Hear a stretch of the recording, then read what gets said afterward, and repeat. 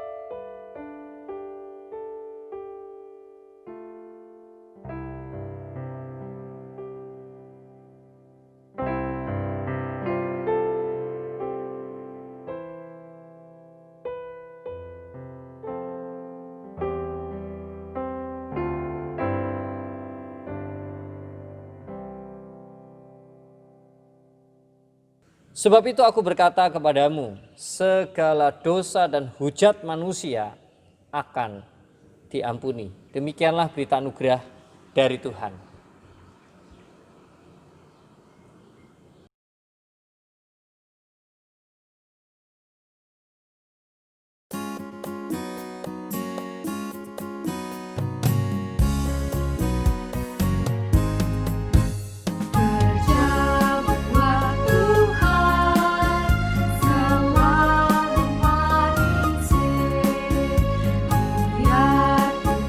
Salib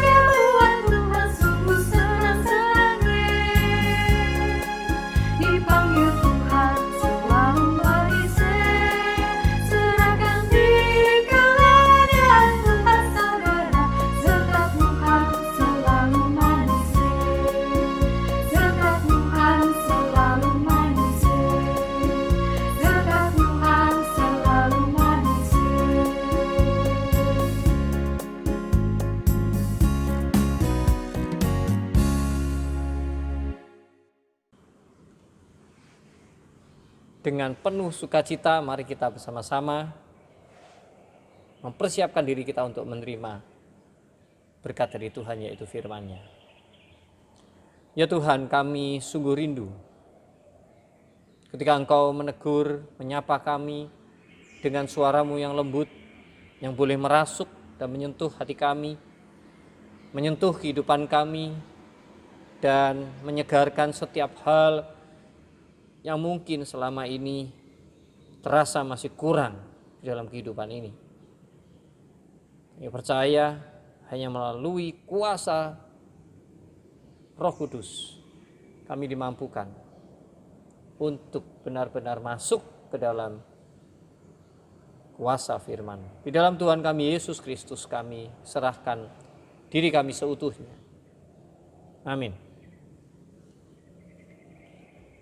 Bapak Ibu Saudara yang kasih Tuhan, mari kita siapkan bacaan kita hari ini, yaitu dari Matius 20 ayat yang pertama sampai yang ke-16. Saya akan membacakannya bagi Bapak Ibu Saudara.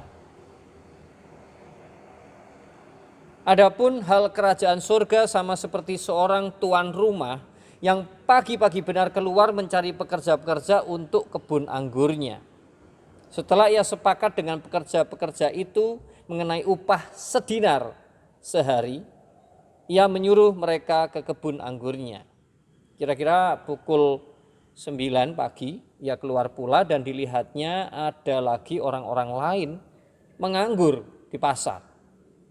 Katanya kepada mereka, "Pergi jugalah kamu ke kebun anggurku, dan apa yang pantas akan kuberikan kepadamu." Dan mereka pun pergi. Kira-kira pukul 12 dan pukul 3 petang ia keluar pula dan melakukan sama seperti tadi. Dan kira-kira pukul 5 petang ia keluar lagi dan mendapati orang-orang lain pula. Lalu katanya kepada mereka, "Mengapa kamu menganggur saja di sini sepanjang hari?" Kata mereka kepadanya, "Karena tidak ada orang mengupah kami." Katanya kepada mereka, "Pergi jugalah kamu ke kebun anggurku." Ketika hari malam, tuan itu berkata kepada mandurnya, "Panggillah pekerja-pekerja itu dan bayarkan upah mereka, mulai dengan mereka yang masuk terakhir hingga mereka yang masuk terdahulu." Maka datanglah mereka yang mulai bekerja kira-kira pukul 5 dan mereka menerima masing-masing 1 dinar. Kemudian datanglah mereka yang masuk terdahulu. Sangkanya akan mendapat lebih banyak, tetapi mereka pun menerima masing-masing 1 dinar juga. Ketika mereka menerimanya, mereka bersungut-sungut kepada tuan itu. Katanya, "Mereka yang masuk terakhir ini hanya bekerja 1 jam. Dan engkau menyamakan mereka dengan kami yang sehari suntuk bekerja berat dan menanggung panas terik matahari." Tetapi tuan itu menjawab seorang dari mereka, "Saudara, aku tidak berlaku tidak adil terhadap engkau. Bukankah kita telah sepakat sedinar sehari? Ambillah bagianmu dan pergilah. Aku mau memberikan kepada orang yang masuk terakhir ini sama seperti kepadamu. Tidakkah aku bebas mempergunakan milikku menurut kehendak hatiku? Atau iri hatikah engkau karena aku murah hati? Demikianlah orang yang terakhir akan menjadi yang terdahulu, dan yang terdahulu akan menjadi yang terakhir." Yang berbahagia dan diberkati adalah setiap anak-anak Tuhan yang memegang dan menggenggam teguh setiap firman di dalam kehidupannya.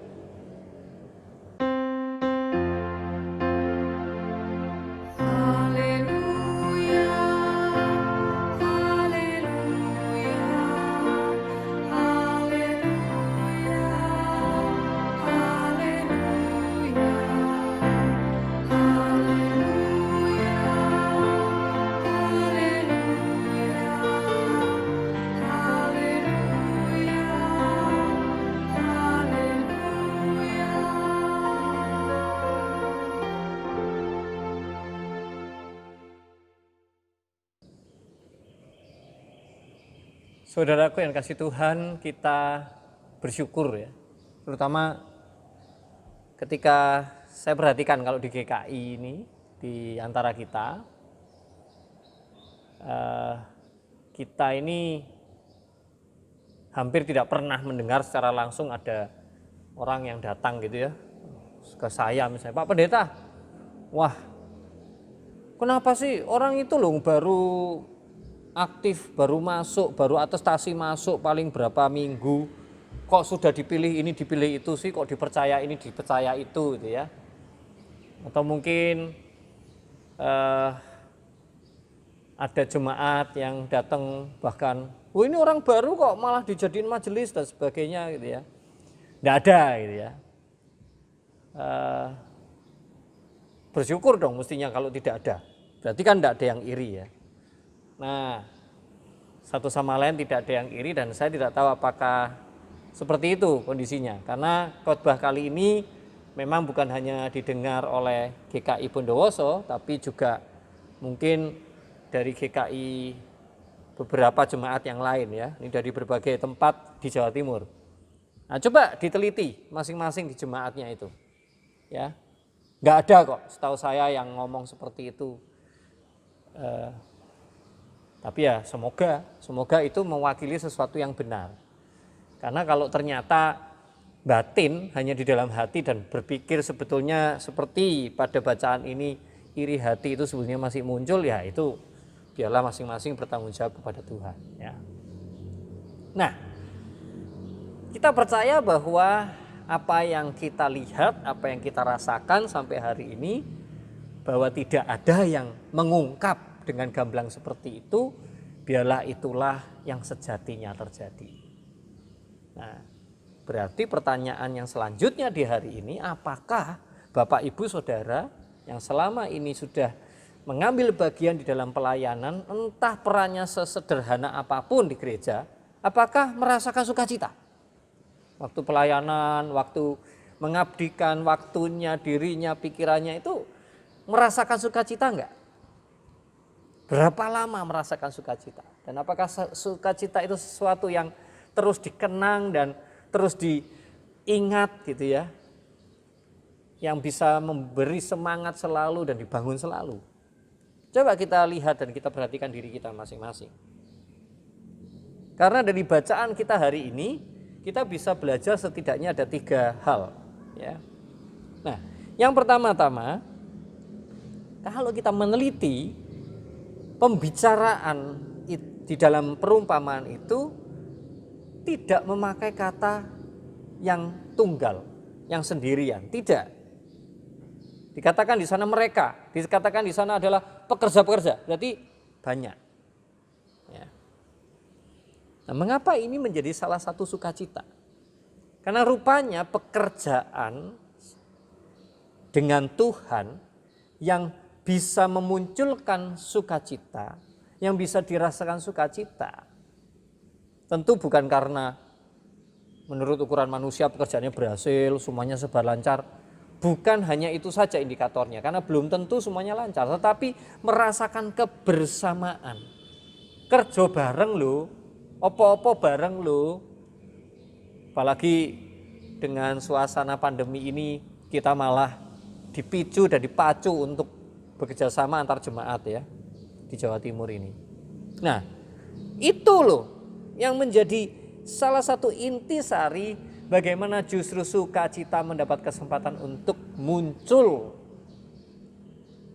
dan dirasakan oleh banyak orang. Karena kalau sukacita itu hanya dirasakan individu, orang sendirian, menurut bacaan ini dan menurut saya yang menafsirkan, jangan-jangan memang itu belum tentu sukacita yang dimaksud oleh Tuhan melalui perumpamaan ini. Ya. Dan mengapa sukacita di dalam kebersamaan ini sesuatu yang penting? Dan saya soroti, karena dengan kebersamaan maka kita dijauhkan, benar-benar ditarik, dibersihkan ya, dari rasa berjasa, dari rasa bangga terhadap diri kita masing-masing. Apapun lah jabatannya, apapun kreativitasnya, apapun kalau menurut ukuran di dunia itu prestasi yang telah diukir di dalam sejarah GKI atau dalam perjalanan pelayanan di gerejanya ini kita masing-masing ya, di jemaat kita masing-masing, di keluarga dimanapun, di pekerjaan kita, di sekolah kita. Maka kalau kita selalu menghayati bahwa sukacita besar di dalam melayani Tuhan dan semua yang kita pegang, baik itu studi, baik itu melayani keluarga kita, itu adalah bagian dari pelayanan kita kepada Tuhan, maka kita selalu menghayatinya dalam kebersamaan. Jadi selalu ada 3 ya, ada segitiga yang selalu berkolaborasi, bergandengan erat, harmoni, yaitu antara Tuhan, kita, dan orang lain. Ini yang menjadi sorotan kita terhadap teks di bagian yang pertama. Nah, yang di bagian kedua, poin kedua, saudara, hidup yang makin menjauh dari sukacita itu yang seperti apa? Yaitu yang jatuh dalam godaan untuk banding-bandingin. Apa ya? Aku kok ngene, aku kok begini, orang lain kok begitu. Kok orang lain nasibnya lebih baik. Kok dia dapat sesuatu yang sama-sama aku, padahal aku loh yang sebetulnya menurutku berhak gitu ya. Lebih dari itu dan seterusnya ya. Membanding-bandingkan baik secara negatif maupun kelihatannya positif tapi tetap negatif. Contohnya apa? Bandingkan, aku merasa lebih beruntung tuh dan dia itu apes dia itu. Dia dapatnya itu enggak sebanyak aku. Dia tuh pinter lah tapi enggak sepinter aku. Walaupun enggak pernah ngomong tapi di batin. Nah, jadi godaan untuk jatuh di dalam perbandingan-perbandingan, dia itu lebih baik atau saya yang lebih baik. Jadi ini selalu bermain, saudara, di dalam pelayanan kita, di dalam pekerjaan kita bersama Tuhan. Dan itu salah satu yang menyebabkan sukacita ini semakin tidak dirasakan. Semakin sulit untuk dirasakan. Maka melalui bacaan yang kita bacakan dikatakan, bukankah, jadi Tuhan itu kan bilang ya kepada pekerjanya, bukankah kita sepakat 1 dinar? Bukankah kita bekerja bersama Tuhan ini sudah berdasarkan kesepakatan kita? Kita sudah sepakat kok sama Tuhan, ya sudah. Jadi semua yang aku terima, semua yang aku alami, semua yang aku kecap ini, enak, pahit, kecut, manis, ini adalah secara unik dan secara khusus ya untuk aku alami. Selesai. Gak perlu aku banding-bandingkan. Dan kalau itu sesuai, kesepakatan ini bahasa rohani yang sering dipakai itu sesuai dengan janji Tuhan kepadaku. Dan sesuai dengan janjiku kepada Tuhan. Sudah. Maka orang itu akan mudah sekali untuk bersukacita di dalam pekerjaan, di dalam pelayanan. Dan sebetulnya itu salah satu ibaratnya itu kalau kita beli produk, ya ini barang contohnya itu ini gitu ya. Sampelnya gitu ya, contohnya. Jadi kalau beli parfum di toko kita, baunya dulu dong rasanya. Oh iya ini yang dimaksud ini. Baru kita bisa menikmati semuanya. Setelah kita beli kita pakai, seluruh tubuh kita wangi. Nah, jadi sukacita yang kita alami melalui hal-hal yang sederhana dan kecil itu icip-icip. Itu berkenan oleh Tuhan bahwa kita ini boleh nyoba. Padahal dari keseluruhan sukacita yang ingin dibawa Tuhan kepada seluruh kehidupan kita, itulah sukacita kekal. Jadi berhentilah belajar untuk mengekang diri, segera meletakkan atau membungkam diri dari pikiran untuk membanding-banding di dalam hidup. Nah, saudara yang kasihi, untuk poin yang ketiga, yang terakhir ya, Sukacita itu adalah ketika kita merasa kita ini menerima anugerah yang besar karena Tuhan kok mau milih aku. Kok Tuhan mau ngelirik itu loh. Ngelihat dikit aja dan lu nunjuk aku untuk pekerjaan ini. Kalau dalam teks itu ya kerja di ladang anggur itu kan sebetulnya ya, buruh tani ya. Jadi apapun bentuk pelayanan yang kita hayati sebagai, oh ini kepercayaan Tuhan dari aku. Wah itu sudah luar biasa. Sehingga kita tidak terlalu memikirkan lah ya. Apa sih apa yang kita dapatkan dari semua ini? Apa yang aku dapatkan selama aku ikut Yesus? Apa yang aku dapatkan selama aku bekerja di gereja? Selama aku terlibat di panitia, waduh ya. Tidur sampai malam, pulang malam. Mungkin gara-gara itu aku harus agak tegang sama keluarga, entah istri, suami, anak atau orang tua. Apa oleh ya apa dapatnya? Tidak. Tetapi setiap orang yang menghayati bahwa ketika aku sudah ditunjuk, ini adalah suatu anugerah yang sangat besar dalam hidupku. Dan itu mestinya yang membuat pekerja-pekerja di kebun itu tidak lagi melihat, oh itu orang itu kerja 1 jam, orang itu kerja 3 jam, orang ini, lah aku loh paling lama 12 jam. Itu sudah akan jauh dari itu. Karena ketika pertama-tama dia sudah mensyukuri bahwa terima kasih Tuhan, aku yang gak layak seperti ini, aku ditunjuk, aku dipilih, dan kini apapun yang Engkau percayakan aku kerjakan sebaik-baiknya, dan itulah yang aku syukuri. Sehingga kalau kita merasakan bahwa setitik embun yang tipis saja jatuh di kening kita, gitu aja kita sudah langsung wah happy, sukacita. Ya, nggak tunggu hujan lebat baru kita puji Tuhan, haleluya, tidak saudara. Karena rasa syukur yang besar sudah sejak awal berjalan bersama Sang Tuhan, yaitu Tuhan kita Yesus Kristus. Dan di poin ketiga inilah, jadi ini strong pointnya ya, yang sangat kuat itu adalah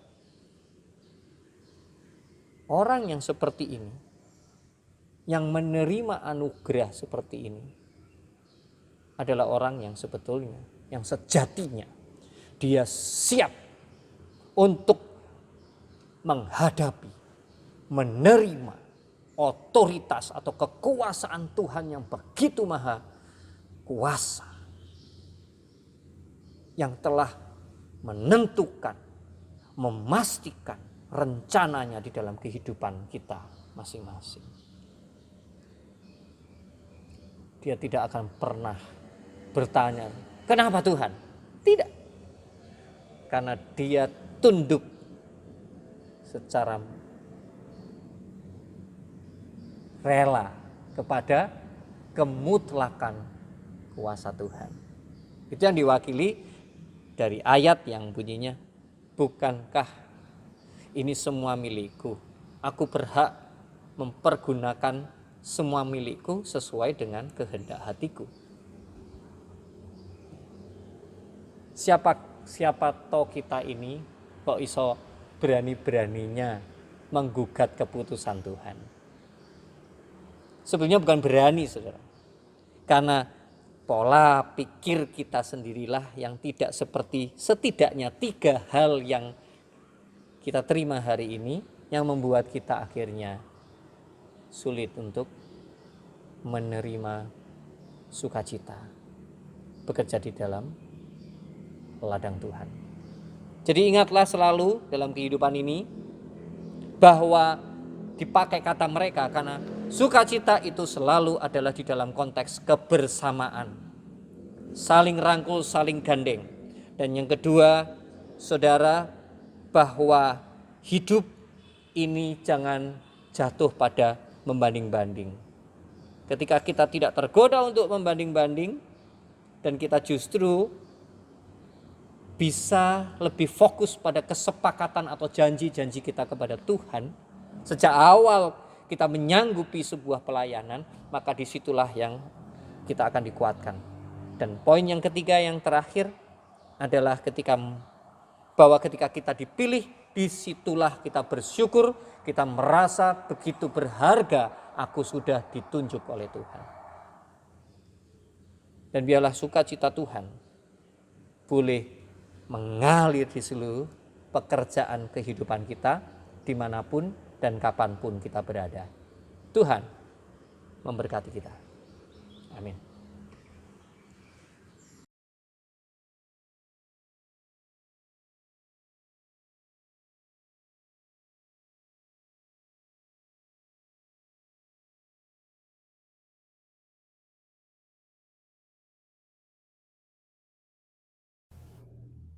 Mari dengan bangkit berdiri, kita mengerjakan iman rasuli demikian. Aku percaya kepada Allah, Bapa yang Maha Kuasa, Halik langit dan bumi, dan kepada Yesus Kristus, anaknya yang tunggal Tuhan kita, yang dikandung daripada Roh Kudus, lahir dari anak darah Maria, yang menderita sengsara di bawah pemerintahan Pontius Pilatus, disalibkan, mati dan dikuburkan, turun ke dalam kerajaan maut. Pada hari yang ketiga, bangkit pula dari antara orang mati, naik ke surga, duduk di sebelah kanan Allah, Bapa yang Maha Kuasa, dan dari sana ia akan datang untuk menghakimi orang yang hidup dan mati. Aku percaya kepada Roh Kudus, gereja yang kudus dan am, persekutuan orang kudus, pengampunan dosa, kebangkitan orang mati, dan hidup yang kekal. Amin. Silakan duduk. Ketulusan hati kita untuk memikirkan orang lain, memikirkan keluarga orang lain, memikirkan bahkan jemaat atau gereja lain, tetangga kita, bahkan bangsa ini akan menghantar kepada sebuah syafaat yang indah di hadapan Tuhan. Mari kita teduhkan diri kita. Tuhan, kami masing-masing akan menaikkan doa dari dalam hati kami, menyuarakan sesuatu yang terkait dengan mereka-mereka yang ada di lingkungan pelayanan kami masing-masing, tempat kami masing-masing. Mari jemaat Tuhan kita berdoa untuk hamba-hamba Tuhan, para aktivis, pengurus yang kita kenal. Munculkan wajah mereka dalam pikiran kita saat ini dan sebutkan nama mereka. Naikkan doa kita.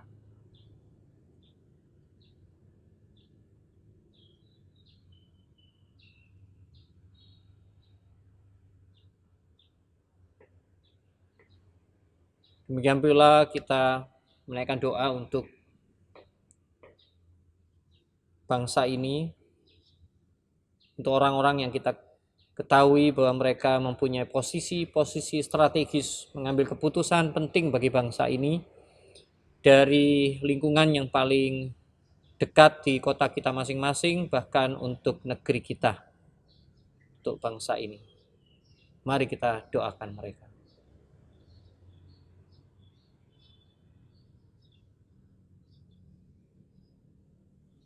Inilah doa kami ya Tuhan, yang kami satukan bersama doa yang Engkau ajarkan. Bapa kami yang di surga, dikuduskanlah namamu, datanglah kerajaanmu, jadilah kehendak-mu di bumi seperti di surga. Dan berikanlah kepada kami pada hari ini makanan kami yang secukupnya. Dan ampunilah kami akan kesalahan kami, seperti kami juga mengampuni orang yang bersalah kepada kami. Dan janganlah membawa kami ke dalam pencobaan, tetapi lepas kami dari yang jahat. Karena Engkau yang punya kerajaan, kuasa, dan kemuliaan sampai selama-lamanya. Amin. Tiba saatnya kita mempersembahkan yang terbaik untuk Tuhan. Sebagai ayat persembahan, saya bacakan dari Kolose 1 ayat 12. Dan mengucap syukur dengan sukacita kepada Bapa yang melayakkan kamu untuk mendapat bagian dalam apa yang ditentukan untuk orang-orang kudus dalam kerajaan terang.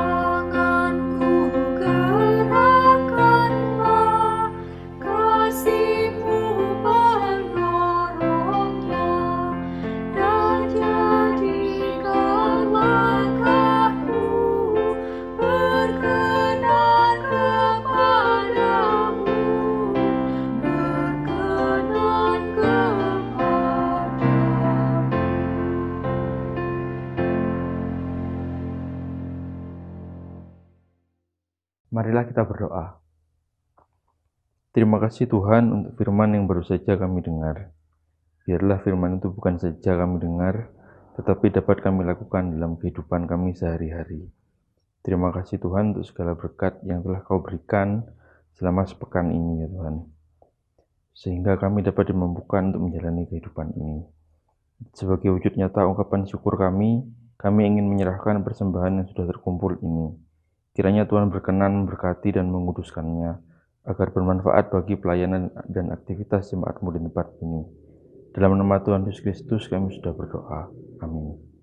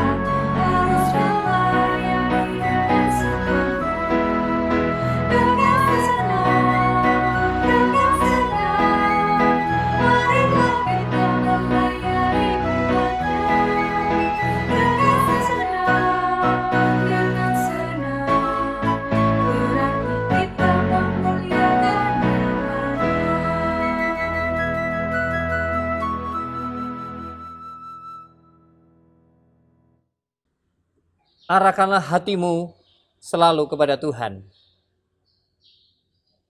Jadilah saksi Kristus. Terpujilah Tuhan. Terimalah berkat dari Tuhan. Allah sumber pengharapan, Dia yang akan mencurahkan kasih setianya dan damai sejahteranya di seluruh kehidupanmu melalui Tuhan kita Yesus Kristus dan melalui kuasa Roh Kudus hari ini sampai selama-lamanya. Amin.